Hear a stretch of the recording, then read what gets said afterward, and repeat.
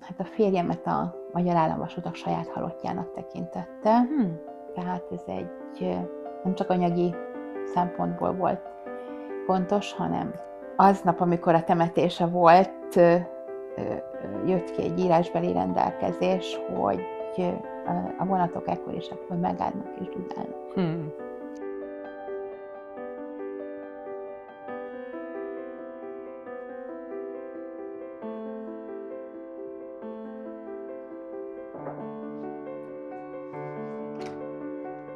Hát szia! Szia! De jó, Szia! hogy itt vagy.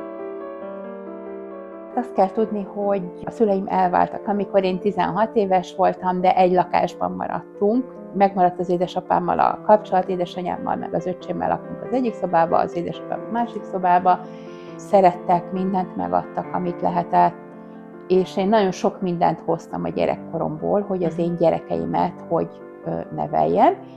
Én őszintességet kaptam a gyerekkoromban, tehát nekem nem kellett soha hazudnom, hogy hova megyek. Tehát nekem mindig el lehetett mondani, hogy fiúkkal megyek, buliba megyek, koncertre megyek, csak egyetlen kérése volt az édesapámnak, meg az édesanyámnak, hiába nem voltak házastársak, hogy én mondjam meg, hogy hányra érek haza, és akkor addigra legyek ott. Az édesapám akkor már nagyon beteg volt. Soha semmilyen veszekedés, egymásra kiabálás, hogy te ilyen, te olyan, uszítás, semmi nem volt. 2 hetente egy szombatot vagy egy vasárnapot az öcsém meg én édesapámmal töltünk teljesen, és akkor mindig volt valami program, valahova elmentünk. Nem túl sokáig tartott ez az időszak, mert sajnos néhány év múlva meghalt az édesapám. És amikor ő meghalt, én nagyon nehezen éltem ezt meg, és én férjhez mentem úgy, hogy nem volt ott, megszülettek a gyerekeim, hogy nem volt ott, és ez nekem egy örök életre nem tüske, tehát ez egy nagyon rossz fájdalom. Ugye a temetés az mindig egy nehéz dolog.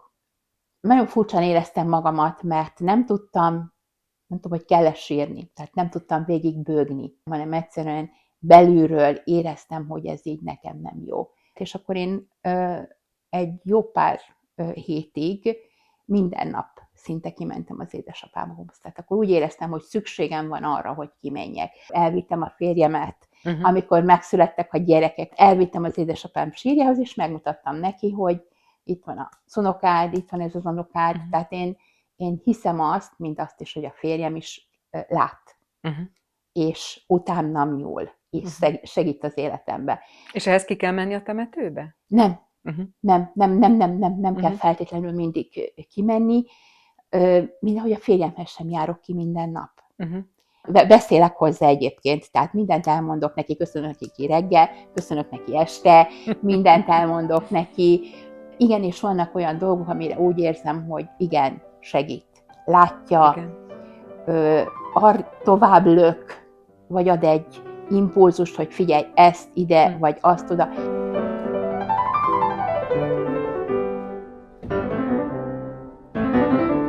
Nem titok, én nagyon sokáig, 5 évig jártam egy középiskolai osztálytársammal, nem osztálytársak, 1 évvel fölöttünk járt, gépészként végzett.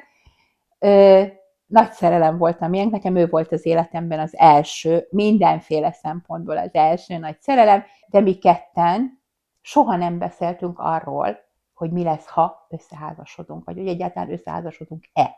Ugye ő elment a főiskolára, én elkezdtem dolgozni, és egyszer nem jött, és én kitaláltam, akkor már Magyar Államvasutaknál dolgoztam, hogy reggel a munka után fölülök a vonatra, és lemegyek Győrbe. Az, hogy ő nem tudja.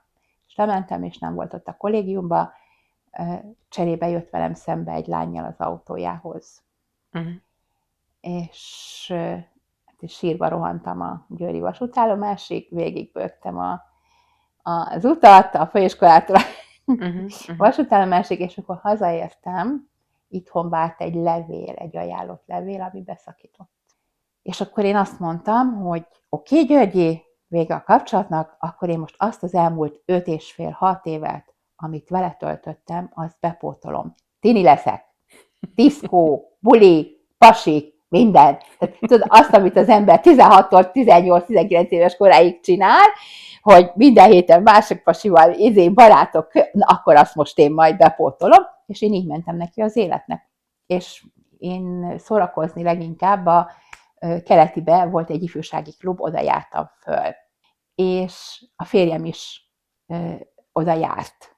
Végülis egy társaságban jártunk, tudtunk egymásról, de sosem kerültünk közelebbi kapcsolatba, míg nem egy november vége felé volt egy valami buli, és akkor hazakísért, és hát elkezdtünk együtt járni, már az a klasszikus mozi, ide megyünk, oda megyünk, és január közepén az Uránia moziba megkérdezte, hogy leszek-e a felesége. És én azt mondtam, hogy miért ne? És ez volt január közepén, se gyűrű, semmi, az év augusztus 30-án összeházasodtunk, és hát nyilván anyukám nem, tehát ő kezdettől fogva jól fogadta, nyilván a férjem szülei nem, és azt mondták, hogy hát 1 kilósot nem fogtok együtt megenni, ehhez képest 40 évet éltünk együtt.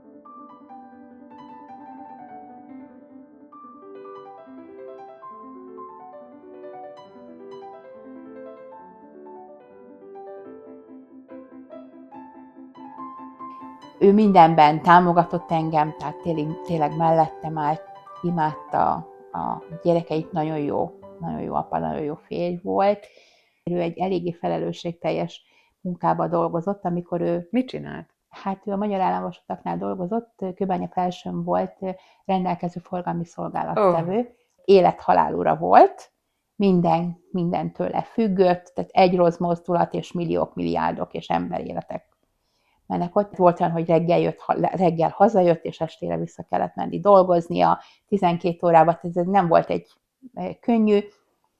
Ugye a 4 gyerek így nőtt föl, nem volt probléma, nagyon jól tudott aludni, tehát ezzel nem volt probléma, a gyerekek itthon voltak, de ez azért úgy a szervezetet megviselte.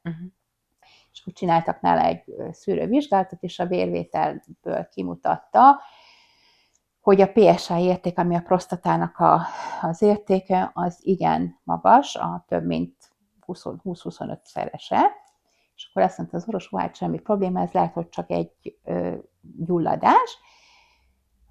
Kapott antibiotikumot, beszedte, és 1 hónap múlva kellett visszamenni, és a PSA érték nem mozdult. És akkor azt mondta az orvos, hogy jó, hát semmi probléma, jelentkezzen be, csináljanak nála ultrahangot, és majd akkor meglátjuk. És van 4 hónap múlva kaptunk volna időpontot, és én azt mondtam, hogy nem várunk addig. Van nekem egy nagyon aranyos barátnőm, aki a János Kórház urológiai osztályán altatófőorvos. És fölhívtam, és mondtam neki, hogy Anikó, ez van, ilyenek az értékei. És ő csak azt mondta, hogy hubazd meg, várj egy kicsit, vissza foglak hívni. Letette a telefont, 10 perc múlva hívott, és mondta, hogy hétfőn reggel 9-kor vár egy doktornő benneteket, menjetek be. Március elején csináltak nála egy biopsziát, kiderült, hogy minden érték, amit kivettek, tehát minden sejtrész a legmagasabb rákos, úgyhogy azonnali műtét volt. Visszament dolgozni, tehát ő azt mondta, hogy ő visszamegy dolgozni. Igyekeztek kímélni, amilyen szinten lehetett, tehát tényleg megkapta onnan a támogatást mindenféle szempontból. És akkor az én férjem augusztus 4-én elment éjszakára dolgozni. Itt volt a kislányunokánk, mert itt nyaralt, és akkor ugye 5-én reggel én vártam haza, ugye mindig van egy intervallum, amikor tudom, hogy ő haza szokott jönni, mert még beszélget a kollégájával, elszívett cigit, mit tudom én, és ugye eltelt az időpont, hogy nem jött haza. És akkor az ember mit csinál? Elkezd veszettől telefonálni. Kicsöng, nem veszi föl, kicsöng, nem veszi föl. Na akkor egy idő után az ember gyomra meg már mindene úgy mindenfelé jár, és akkor még, na akkor telefonálunk, és ezt fölvette egy férfi hang, hogy háló tessék, és mondta, hogy a férjemet keresem, mi az, hogy háló tessék, hogy én ki vagyok, mi az, hogy én ki vagyok, de a férjemmel akarok beszélni, de akkor már nagyon, tehát nem voltam képbe, és akkor közölt, hogy ő mit tudom, milyen rendőr, és hát sajnálattal közöl, hogy a férjem meghalt. És akkor én mindegy őrült üvöltöttem, egyszerűen nem tudtam mit csinálni. Tehát üvöltöttem torkom szakadtából, hogy ez nem igaz. még első körben azt is elfejtettem kérdezni, hogy hol van, hogy hol történt, mit tudom. És aztán utána megkérdeztem, és mondta, hogy itt Gödöllőn a vasútállomáson. Tehát hazafelé jött. Uh-huh. És akkor, hát nyilván én ezt nem akartam elhinni, tehát az ember ezt így iszonyatosan nehéz volt. És akkor nekem ki kell oda menni. De hát itt volt a kislány, akkor a szomszédba nagyon kedves szomszédaink vannak, őt átraktam oda, és akkor mondtam a szomszédnak, hogy figyelj, hívok egy taxit, én nem bírok kimenni, de 300 méter az állomásra, mert nem bírom, tehát nem. Még akkor sem akartam elhinni, hogy ő ott fekszik. Úgy vették észre, hogy ő ott, hogy fekszik valaki, és egy bejáró vonatról szóltak, és akkor jött ki egy mentő, de már nem tudtak rajta segíteni. Nekem akkor ott a doktornő azt mondta, hogy valószínűleg egy vérrög elindult valahol és megállt, és hogy higgyem el, hogy nem szenvedett.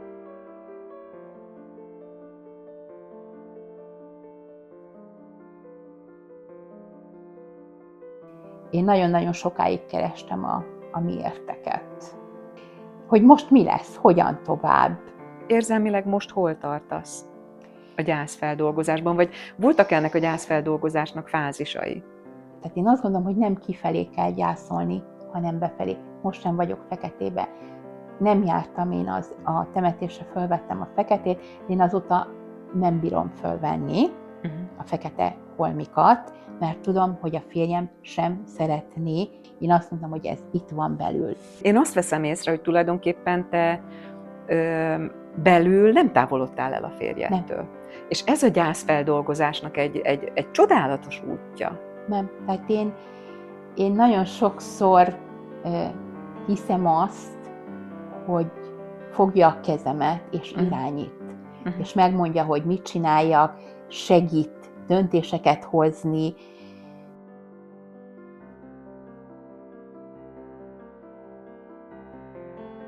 Ez egy hülye kérdés. Hogy vagy?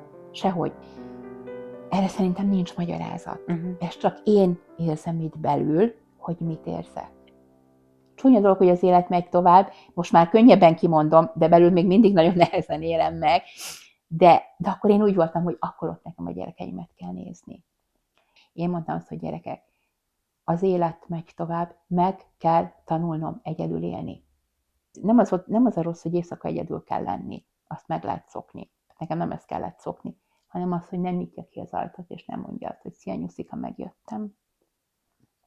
És kérjem, augusztus 5-én halt meg, és nekünk augusztus 30-án lett volna a 40 éves házassági évfordulónk, és már nagyon régóta készültünk rá, mi is, meg a gyerekek is, hogy akkor ezt így megtartjuk. És akkor az volt a kérésem, hogy tartsuk meg, tehát, hogy jöjjön össze a család, összejöttünk, és hát kint a temetőbe fejeztük be. Ez egy nagyon-nagyon nehéz dolog volt megint ott állni a sír fölött, és elmondani neki, hogy egyedül vagyunk, és ő nincs itt velünk. Ez megint egy nagyon nehéz volt, de talán ahhoz hozzá segített, hogy nem az, hogy túllépni, elengedni, hanem valamit nem is lezárni, nem tudok szót mondani rá, tehát egy kicsit más. Másnap egy kicsit más. Hát utána a következő nagy ilyen dolog az a karácsony volt. Igen. És mind a 4-nek már van saját családja, gyerekkel, gyerek nélkül, a szenteste az az övéké. És megbeszéltük, hogy 26-án jönnek a gyerekek, hogy 24-én jönnek a szandék halat enni. Én elmentem, bevásároltam ennyit, meg ennyit, és akkor 24-én hívott a Szandra lányom, hogy most indultunk Győrből, de még ne süsd anya a halat, mert hát még nem. Jó, megérkeztek, beszélgetünk, leülünk, és akkor egyszer csak szólt, hogy anya, sütheted a halat. Jó. Kimentem sütni a halat, és akkor mondtam neki, hogy jó van, akkor kislányom, tálaljál. És akkor elkezdett tálalni, és kicsit több tányér került ki az asztalra, mint ahányan voltunk. És akkor egyszer csak megjelentek a fiamék, és akkor mondták, hogy hát akkor most van egy ilyen közös messenger csoportunk, hogy akkor most fölhívunk mindenkit, és bejelentkeznek. És akkor bejelentkeztek, és akkor a kislányom még is az autóból. És akkor mondom nekik, hogy mentek át a nyosodékhoz, és mondta, hogy igen. 10 perc múlva itt voltak. És akkor Tehát, és csak annyit mondott a fiam, hogy anya, nekünk is ugyanúgy hiányzik, amit neked hittem. Tehát nekik is ugyanolyan rossz ez a karácsony, és ezt tök kitalálták, és nekem ez volt életem legszebb karácsonyi ajándék.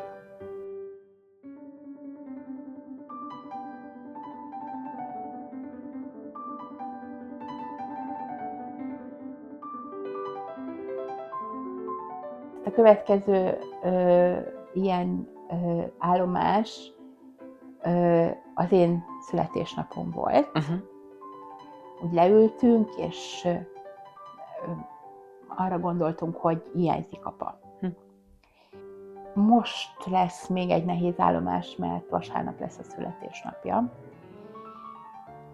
Nem félek tőle, tudom, hogy ki fog menni a temetőbe, de ahogy mondják, ezek a évfordulók, ezek nehezek.